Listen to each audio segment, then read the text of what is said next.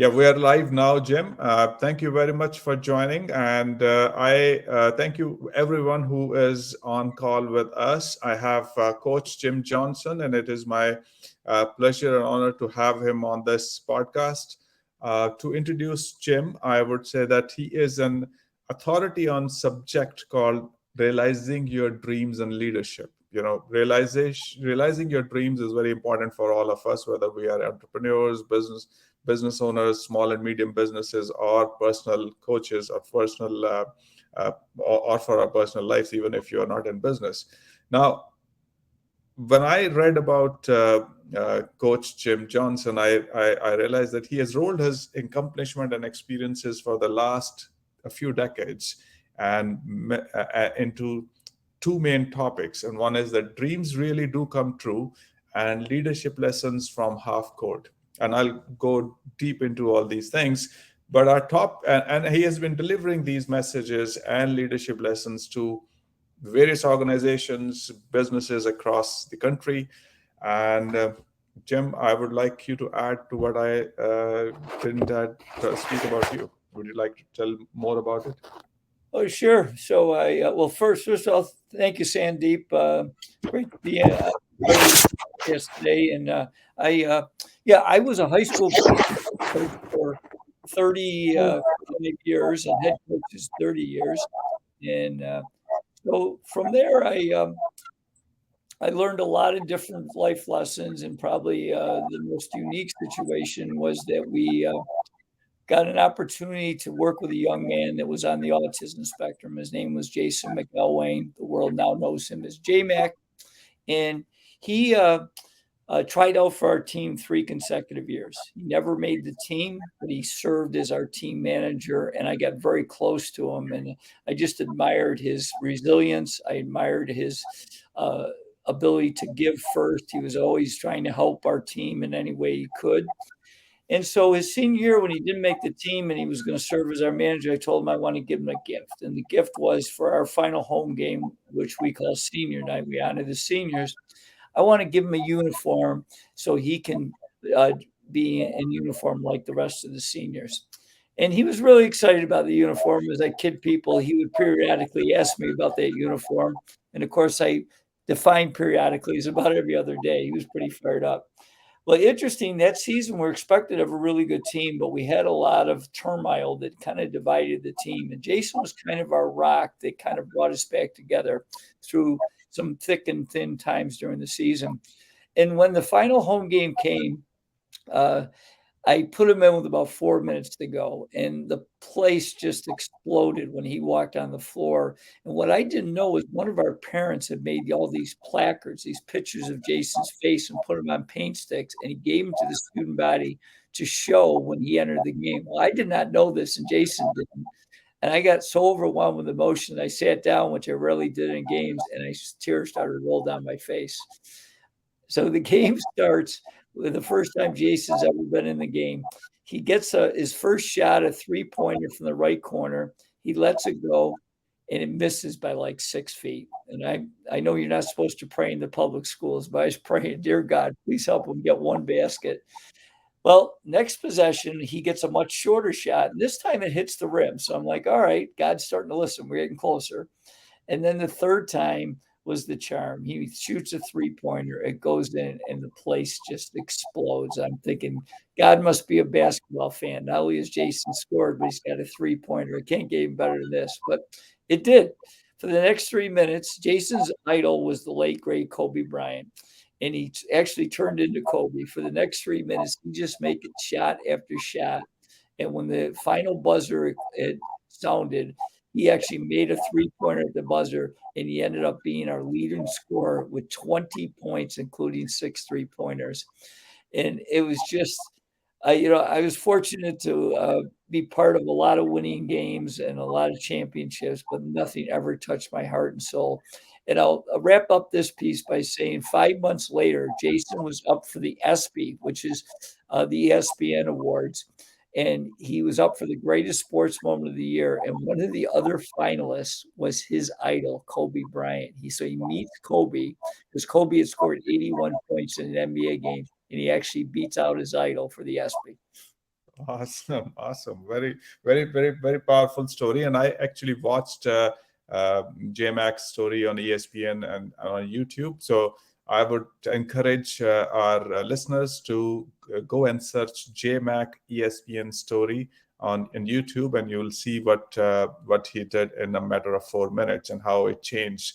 I think that moment not only changed the life for him. I think it has impacted the life of many, many people, and you take that message, are taking that message across the world, even in the business world now. So my question now is, we talked about JMac. What lessons did you learn from that story, which can be applied to us and the small and medium businesses also?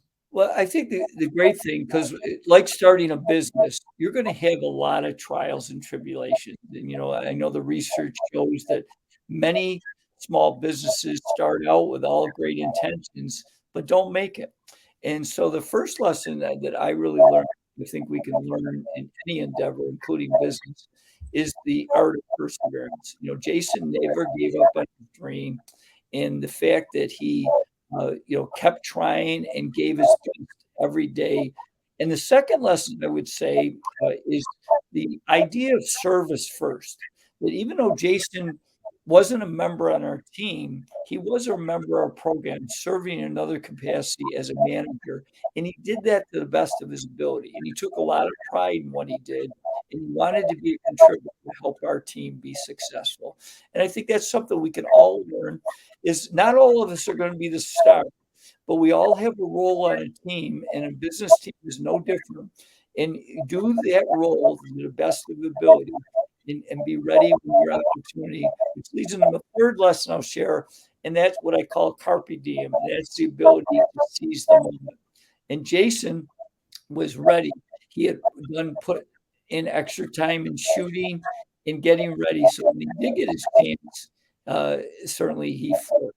And I think that's a great lesson for all of us. You never know when your opportunity is going to be there, but when it is, you got to be ready for it. No, I thank you very much for sharing that. Another thing, what I read on your website as well as in your bio, that you have been talking about 7 leadership keys that can be applied for our entrepreneurs, business owners, and CEOs and all that. So may I know a little bit about that? Sure. So the first one is called clarifying your vision. And that's getting clarity of the direction, developing a mission statement, which I think we should have a personal mission statement and a team mission statement or an organizational statement. Number 2 is building trust. And I think it's so essential. No one doesn't believe that trust isn't important in a team of any kind, whether it's business, athletics, whatever. But it's really important that you have a plan of how you're going to build trust. Number 3 is creating an edge. I think leaders should be always growing themselves so they can find ways to add opportunities for their team and develop the team members to be leaders. I think that's a great way to create an edge. Number 4 is effective communication. And I think that's really the ability to have clarity of what you say and align your words and actions. And secondly, to become a better listener.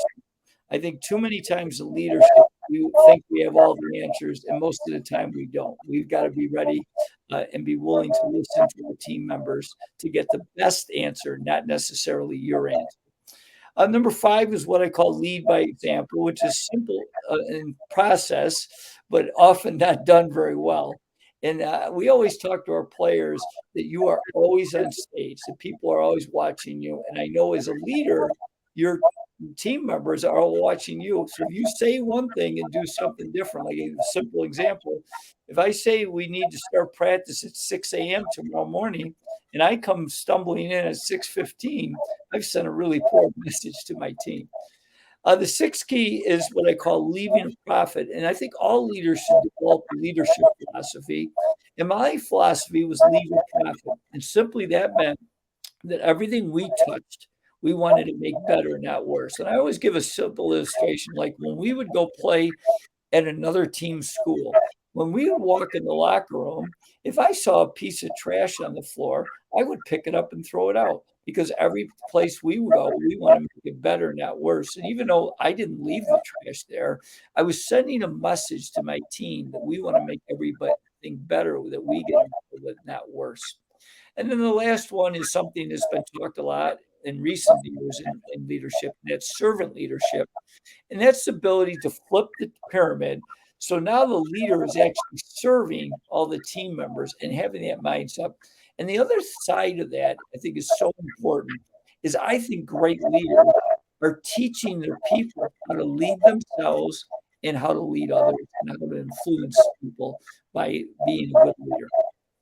Okay, no, thank you very much. And I want to go dig deep into one thing which has, in my experience as an employee of organizations for 25 years in the corporate world, I saw many missions and visions and all that in the and people were trying to distill that thing in our minds, and I used to always distaste that because they were so superfluous. You know, we want to be the best customer service organization in the world and all that, and nothing in the organization speaks about it. Right. Do you think an organization should create a mission statement, as well as how they can create it, as well as from a personal level how we can create it for a personal mission statement? So let's start with the organization last mission first. So in developing a mission, I think it does start with one person with a vision. I think it's hugely important. They see this all the time. I agree with you. I go to businesses and they have a mission statement. But first of all, most people don't know what it is. And secondly, they don't really understand, what is the mission and are we living on a daily basis? So I always teach leaders that I think you should be not the CEO, you should be the CRO. What does that mean? You're the chief reminding officer. So you got to consistently live the mission, share the mission, and make sure everybody knows the mission. And one of the things in developing that mission statement, did you get feedback from your people and get buy-in from them so there's clarity on the mission? And then secondly, understanding how to live the mission. I think that has a lot to do with what are your top 3 core values, and does everybody understand them, and are you living them consistently? Moving on to your own personal mission statement, I think that's something that does take a discovery phase. And what I teach people to do is, the first thing is, I think a great question to ask yourself is, why were you put on this earth? Or if you believe in a higher power, it could be, why did God put you on this earth? But the bottom line is, I think that's a great question to contemplate and to think about. And I think you should just take some quiet time and think about, why was I put on this earth? Then I think the second piece to that I teach people is, what are your 3 most important values? And once you get clarity of that, then trying to put it into a 1 or 2 sentence statement that you have clarity, and then you try to live by each day. And no one's perfect, so you're certainly going to have better days and worse. But example, like my mission statement is to be an outstanding role model that makes a positive difference in the world by helping others make their dreams come true. So when I know that I lead by example, I'm a servant person first, and I can find ways to help serve people to overcome their challenges, to make their dreams come true, then I know I'm living my mission. And everybody's mission could be, the last thing I think about mission is it should be something that you're passionate about, and it also has a service mindset. I think if you have a great personal mission statement, it's something where you're helping people become better in some way, or the world better, whether it's something you want to overcome, pollution, whatever your mission. There's no right or wrong mission, but I think it should be in the line of service of making the world a better place. Okay, thank you very much. And I want to share my mission statement, which I have mentioned on my personal website, sandeepdal.com, that I want to positively impact 50 million people in my life. And every day when I wake up, I think I have that moment in my life and say, what should I be doing today to add on to that list? It's a big list, but to add on to that list. And I think what I think is that with my businesses, with my coaching, with my podcast, with my consulting, or any time I meet somebody, if I am able to make a one positive impact in the life of one person through any of these events, it may add up to the list. I'm not keeping a track of it. God is. Yeah. But I that's the higher goal I have, and that, somebody out there may be making a balance sheet and giving me karmic points of what I'm doing, Yeah. but I that's what my belief in, and that's keep me going. And I Great. think with new products coming up, and I am, like, I'll give you an example. I'm also an advisor to a wildfire management aerial mapping company, and that company has a unique technology with which we uh, do the aerial mapping, and we provide solutions and solve the wildfire problem, and extinguish it much faster. So I think with that impact also is a very positive. So I understand what you're saying, and uh, I wanted to say that with my example, that this is the kind of mission I have. And thank you very much for sharing what you shared.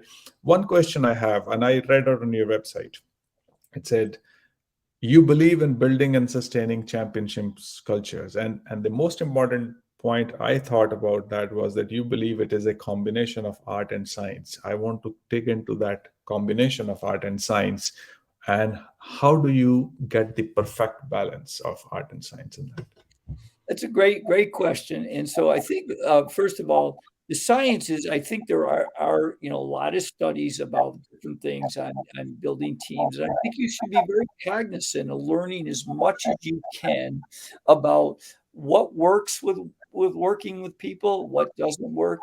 But I think there's also an art because people are so fascinating and there's so many different dynamics with each person.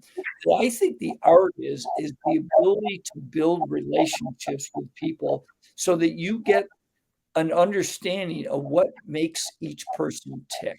What are the triggers that motivate? Because what one person is motivated by doesn't motivate another person. And I think that's something that's a real key as a leader. One of the things I teach leaders is when you do some type of team goal session, and you write them down, you have clarity. I believe then the second step for the leader is then using the science piece and also the art piece is getting to meet with your team members individually and say, okay, here are our team goals. What are your individual goals and how do they sync with the team goals? And how can I best support you in accomplishing your individual goals as we work together as a team to accomplish our team goals? So I think there's really an art and a science in the getting clarity of understanding systems that work, which are more the science, and also the art of really getting to know each person at a deeper level so you can help build a a real bridge and not a wall between you and team members. Awesome. And another thing which I wanted to ask you was, you mentioned that there is a delicate cycle in taking top performing workers and placing them into the leadership positions. And I understand from your posts that you have been saying, and you have a process for that. But I want to add before that, I want to give you two things which is happening in the Silicon Valley, or in the tech world these days. One, that when Elon Musk took over Twitter, he went and said, he went and asked and said, why are there so many people here? How many of these people are critical? And the one thing which he wanted to check was to figure out, how many of these thousands of employees have actually touched the code, and if he touched the programmer code, and if he then found out that anybody who has not touched the code for last 6 months, and he calls himself or herself as a manager or a director or a VP or something, should be let go, because he didn't want all those extra layers of unnecessary people. Now that's one thing. And then Facebook recently came up with 11,000 people layoff, and most of them, he says, Zuckerberg said that is going to be the people who are not individual contributors, and he wants to remove the extra layers of managers and all that. So looking at all this, I realize what you're saying is a delicate cycle. And when we take over, I'm taking a question is related to that. I have a top performing person in my team. He or she has a aspiration of becoming a manager or a lead. Now, if I take him or her and put her into a managerial position with a more administrative tasks, how do we manage that delicate balance? What do you think about that? That's a great question because we see it a lot in business, especially with a successful salesperson, male or female, that becomes really good at selling, a product or service, and does a great job in building relationships with clients. But then all of a sudden, because often in business, the promotion is, and now instead of being a salesperson, it's now leading a sales team. All right, that seems to be a typical promotion. Well, the problem with that is it's a different skill set and a different mindset. When you're a great performing salesperson, what you are really focused in on a certain set of skills, and you can develop those really well.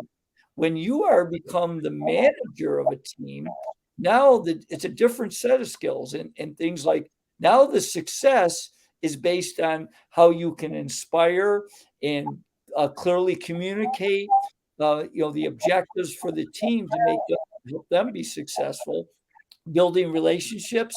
Whereas when you're a salesperson, yes, you build some relationships with your clients, but you don't necessarily have to build a lot of relationships with the team. Yeah. Whereas when you're the leader of the team, you better build relationships with all your team members, get understanding of what triggers them, what motivates them, how you can best support and coach them. I think those are things that are really important. And often we want to be promoted because status, also certainly usually increase in salary. But at the same time, if we're not helping that person with that transition by sharing, now it's a different mindset. There's also different skills you got to learn. Otherwise, you're going to fail because we see people flounder all the time. In my profession, when I was coaching basketball, there was very good assistants, but all of a sudden, when they became the head coach, they really struggled because they didn't realize in the transition there was some other mindset, there's some different skill set, and they didn't learn those, and therefore they ended up failing. So I think it's really important that yes, there you can make the transition from assistant to a head coach, or as a very good salesperson to sales manager, but understand that each role has a different set, both mind and skill. And if you're not open to learning that, and the last thing I think is really important, I believe effective leaders are curious. They're always asking questions of themselves. How can I get better? And they're always asking questions of their team members to help them get better. Yeah, no, definitely. And I want to go deeper into the employee and how we can transform them, how we can make them move from just being a bench warmer or somebody who is just, a body there to just, or I call that an envelope pusher. You do what you are just told. Otherwise, you're just busy in your own world and you're not even putting in an extra effort or even the required effort to move the organization forward. I always felt that it may be a misalignment of goals or maybe something else. What do you think, apart from misalignment of goals, and if it is true, what else should be there, and what should we do to make them a transformational team rather than from just an envelope pusher or a bench warmer? Well, I think there's a lot to that question. It's a great question. So I think the first thing is what's your process of getting the right people on your team? So I think getting clarity, making sure that you're checking references, you have good interview questions that are along with your mission and values, I think is where it does start. Now, certainly there are still people that can interview very well. You hire them and you realize maybe they're not the person they said in the interview. Now, From there, I think there's a couple things. Number one, I think you've got to be a consistent model for your team members. So again, if you expect them to be really hard workers and you come in an hour later than everybody else, you leave early, you're sending a really poor message. So I think modeling and leading by example is important. Secondly, we've talked about this, but I can't emphasize it enough, is you need to build relationships. And in doing that, I think you need to do one-on-one meetings. I think they're really powerful. You talked about alignment of goals. I think that's a really important concept, that you must understand what really makes them tick, what does motivate them, what are their goals. And then I think it's really important to have short one-on-one check-ins where you ask simple questions like, uh, what are you working on, John, today? What is the best way that I can support you while you do this? And then periodically ask them, hey, John, how's the job going right now? Where do you see yourself 2 years from now? So you're trying to dig in of where do they see where they're moving forward, and finding out, I think is really important. And you got to be consistent on that day in and day out. And once you build a relationship, there are still sometimes still people don't fit in, and you can help them maybe go into a different position, or maybe you find them another career sometimes, is because when you're working with people, I think the bottom line is you're trying to help them be successful, and it might not be working on your team, and sometimes you got to realize that. But certainly, I think you get developing a process of getting the right people on your team, as Jim Collins always said, getting the right people on your team, and also getting them in the right seats. And I think that's something as a leader you've always got to be observing and learning about that. Yeah. So thanks, Jim. And I wanted to encourage the listeners to leave a comment or ask questions. And you will not be able to come and speak on this platform, but I will be able to see your messages if you message on whatever platform you are on right now, like LinkedIn or YouTube or Twitter, because we are live on these three platforms. So send a message and I will read through it and ask Jim your questions. Now, Jim, we are going through a very tough economic situation these days in the world, and especially in America. There's a lot of discussions going on recession and whether it is already in recession or it will be or whatever it is. Now SVB Bank has also fallen here in the Silicon Valley. Surprising, the entire bank folded up in 2 days or something. It's surprising. So in that light, when we have challenge, change, chaos has become the order of the day in our personal and professional lives and business lives, it is leading us to stress and anxiety and even healthy issues. So what do you think, how these entrepreneurs and business owners and business CEOs can stand and equip themselves, and they stand tall and strong to face these things and overcome them and move on to the better stuff in the future? Yeah. Well, I think number one is something I learned because I was not very good early in my career as a leader, is you got to be the calm in the storm. And I'll give you an example in my world, coaching basketball. When we played our postseason tournament, everything gets more intense, kind of like when you go through a tough time in business. And early in my career, I would always fall apart. I would start yelling at people. I would not be the same person I normally was during the rest of the year. And I think that's really important, is when you go through tough times, what I learned, and it helped us win a lot of championships the second half of my career, was I've got to be the rock when adversity strikes. I've got to be the person that's going to be calm, and that I'm going to learn. And then the second phase is, that's I can't emphasize enough that you got to build relationships with your people so that you build that trust. And I always talk about three keys in building trust. Number one is you got to consistently align your words and actions. So if you're saying one thing and you're doing something different, you are sending a mixed message. And when tough times happen, if trust gets broken, that's really hard to regain. Number two is, I think you got to really base your business or your team with the idea that you're going to tell each other the truth. And when you've got to be, as a leader, seeing when things aren't going well, you got to be willing to share that with your people and get their input. Because one of the things I did much better the second part of my career, and I think leaders, is you got to find out what the best solution is, not necessarily your solution. So you got to be open to feedback from your people, and so they feel like they're heard. And something I always used to tell my team members is, I always want to hear from you. And again, telling the truth, sometimes I say, you know what, John, thank you for your input. I don't agree with what you're saying, and here's why. Now, they may not like that comment, but at least they knew where I stand, rather than the leader that says, "Oh, thanks," and then just moves on and doesn't do anything about it. I think that frustrates people more than anything. People want to know the truth. They want to know where they stand. And when you go through hard times, they know that they can trust you because you will tell them the truth.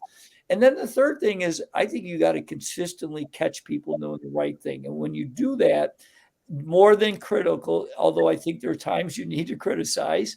But as a leader, if you keep that mindset that I've got to catch people doing right, so and reinforce that with specific praise, then I think it really, again, helps to build the trust. Because when you build trust and you consistently build it, and you're the consistent force, you're the calm in the storm, then people are going to trust you when the hard times happen, which, you know what, we all know in any endeavor, there's going to be tough times.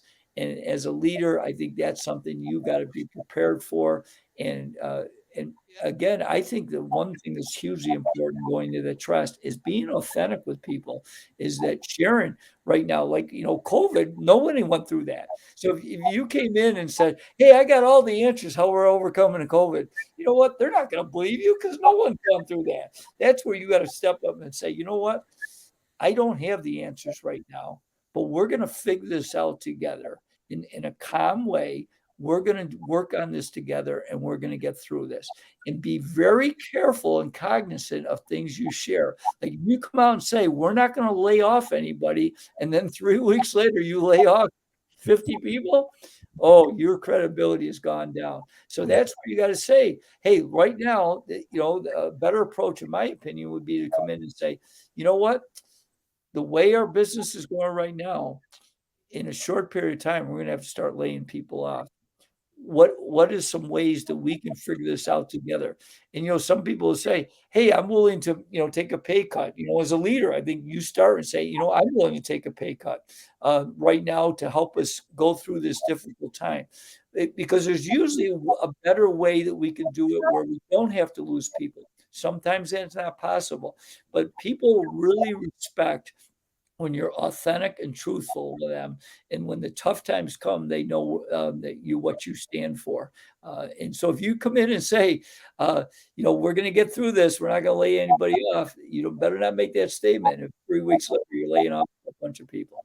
So. Yeah, no, thank you very much. And before we end the podcast, I want to ask you another thing. So we have gone through various questions today, and I think I also wanted to cover, say, 10 questions all leaders should be able to answer. I think we covered a few of them, but do Yeah. you think if we have left something and you can add on to a couple of more? Sure. So that's one of the other talks I do. And I think leaders, the first person you got to lead is yourself, of course. And we've heard that, but often we don't do a very good job of leading ourselves. So, like, one of the questions, one of the 10 is, do you have an intentional personal growth plan? Because most people think it is important to grow, but they're not very intentional, and they're kind of hodgepodge, and those people don't tend to grow. So I do have a personal growth plan. I feed my mind. I'm a little anal, so I feed my mind at least 75 minutes every day. And what I found is that I do that with a few different things. I start the day every day by reading a minimum of 10 minutes. So I try to read a book a week. I don't always get through that, but most weeks I do, because I start my day, and I usually end my day by reading for 10 minutes. Number two is, I find different ways, what I call a 2-for-1. So if I'm out for my morning walk, I will listen to something that's usually educational. I'm a big podcast guy. I have my own podcast called the Limitless Leadership Lounge, and we help young and emerging leaders. But I listen to a lot of podcasts to try to improve my expertise. I love uh, finding things that inspire me, finding things that teach me how to be a better leader, or how to build better team culture. Those things really fascinate me. So those are things I study, because I think it's really important. If you want to be great in anything, leadership or any other topic, you got to make it a study. And then the third thing is, I always talk about, most of us as adults, we have a driver's license. Uh, if you're driving a car, turn your car into a library on wheels.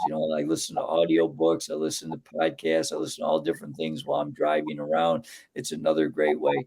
And then the last thing I'll say for now is that I think it's important that you either hire a coach for things that interest you, or develop a mastermind group where you can learn from other like-minded people.